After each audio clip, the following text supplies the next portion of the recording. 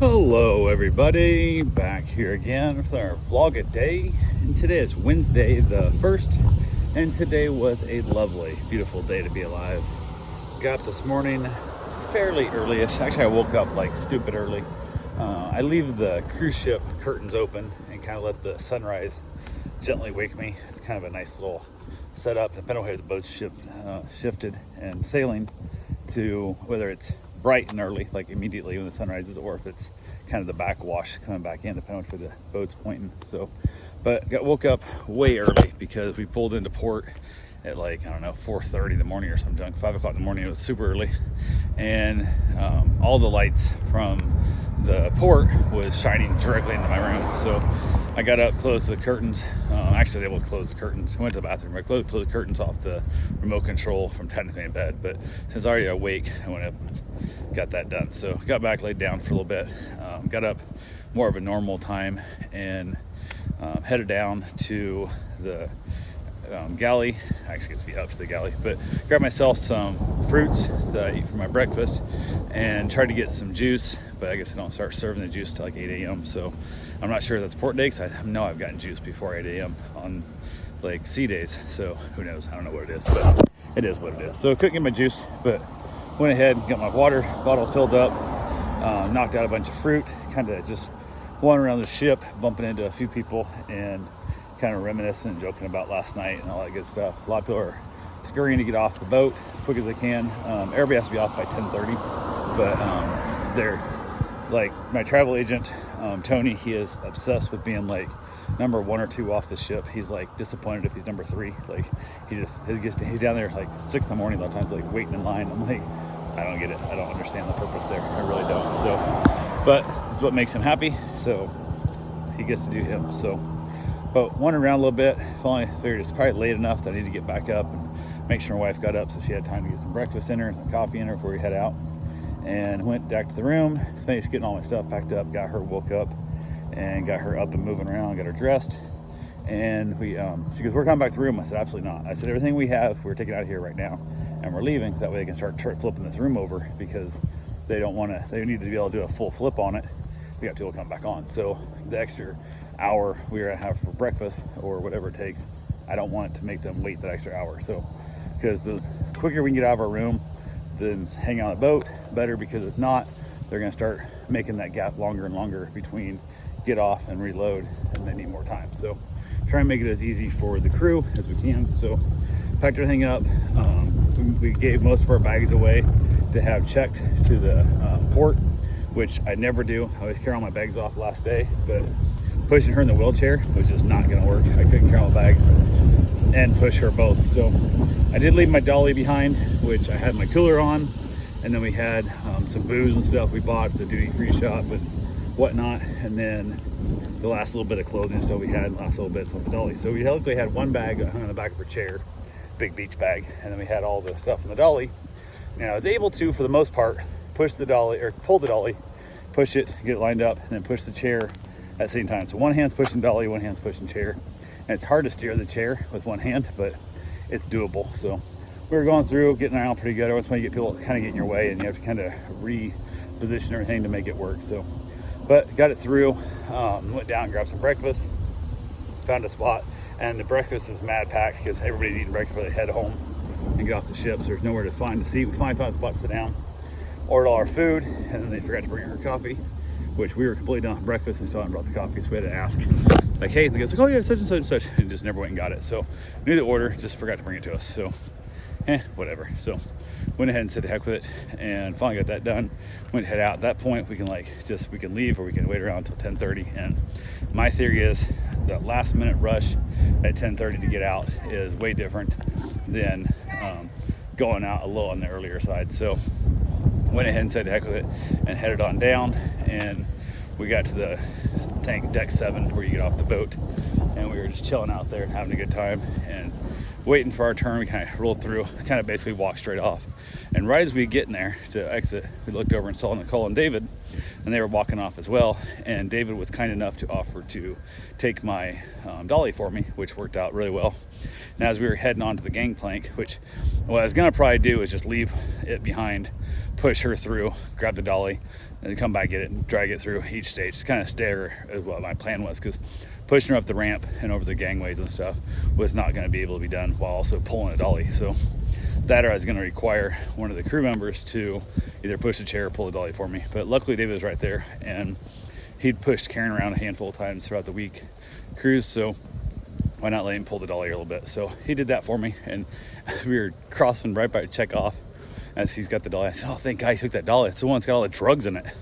And he's like, well, it's not got my name on it. I'm like, oh, yeah, the cops don't care, man. You're pushing it. Like, that's yours. Like, that's like the guy's like, those aren't my drugs. They're in your pants. These aren't my pants. Like, it's still, you're still going to jail for it, buddy. You're carrying all my drugs off the ship. So we had a good laugh and joke about that. So we head off, and then he had a little trouble figuring out the dolly things. It's a little bit awkward. It's kind of a strange setup, but he got it figured out, pushed her off, got us all checked out, got to off the gangway onto the main floor, and I took the dolly back for him, and which is where we're gonna go be seeing Homeland Security and Customs and all that stuff. So I took back my drugs, so that way he wasn't at risk. We had a good laugh. And I pushed the dolly down, and once I'm on not pushing up the ramp, I can push both. So hauling them out, we're all good.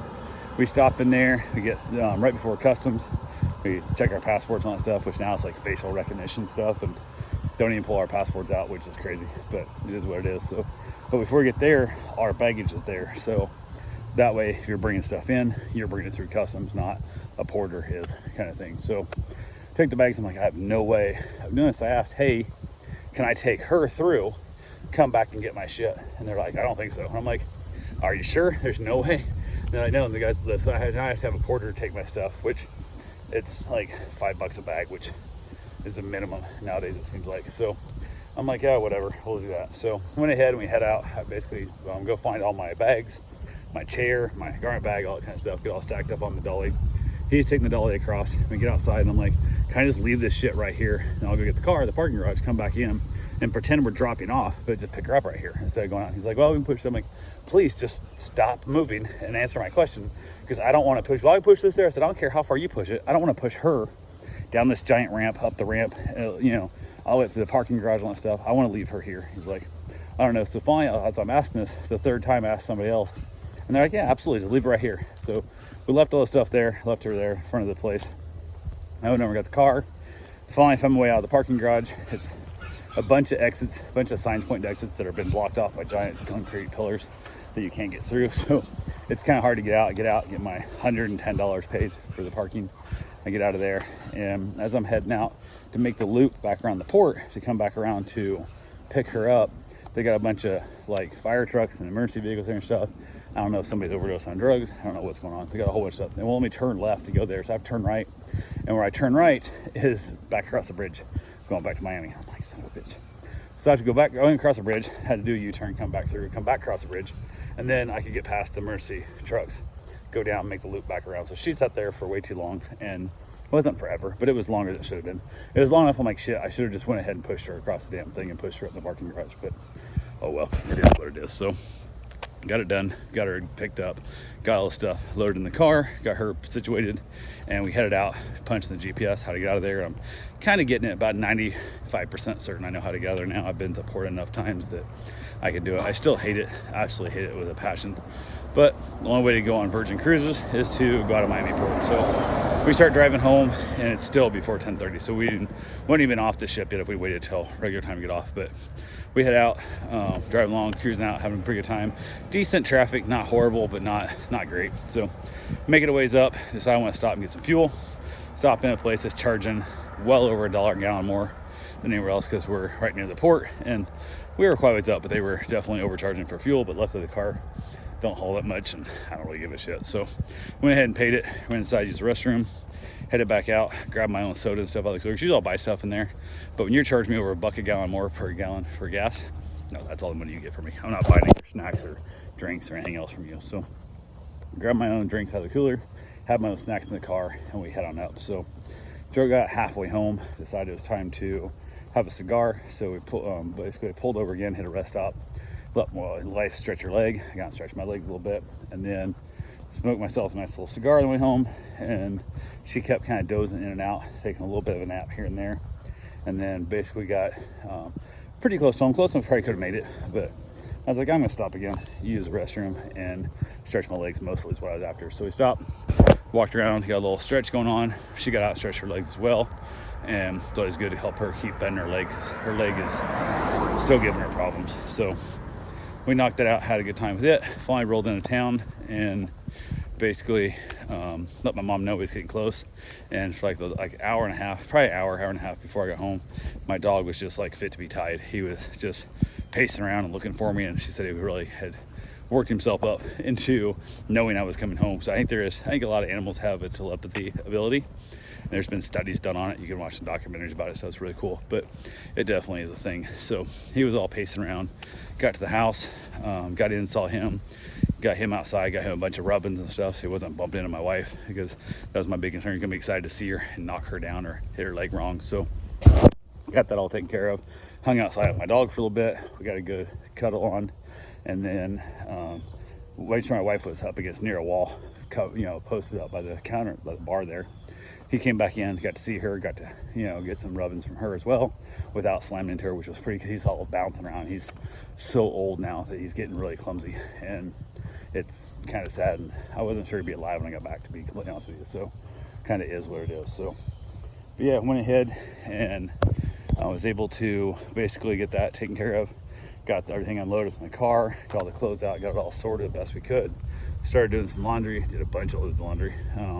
Had to get my run in, so we got my run done. Mom asked what we wanted for dinner. I said I didn't really give a shit, I'd probably eat soup. Turned out she didn't make goulash, I ended up having goulash. I got back from my run, got myself a shower, and then had some goulash, watched another episode of Grace and Frankie, and then I headed outside in this cold weather. It's like 62 degrees, I think, or something crap here, man. It's so cold. And went out there, had myself a nice little cigar, and wrapped it up. Finally headed in, just doing more and more loads of laundry, and then headed to bed and wrapped it up and called it a day. So that's all I got for right now. I will talk to you guys tomorrow. Have yourself a safe, wonderful day. Thanks for watching.